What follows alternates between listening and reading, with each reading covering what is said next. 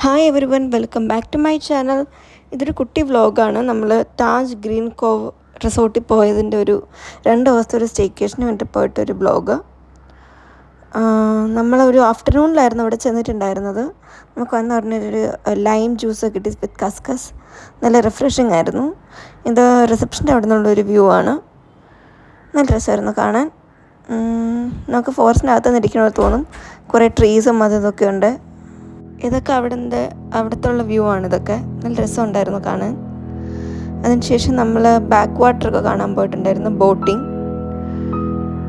ഇതവിടെ നിന്നുള്ള വ്യൂ ആണ്.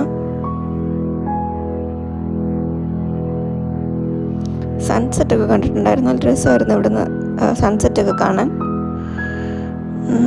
കുറേ നേരം ബോട്ടിങ് ചെയ്തിട്ടുണ്ടായിരുന്നു, ഒരു 15 മിനിറ്റ്സ്. നല്ല രസമായിരുന്നു കാണാൻ.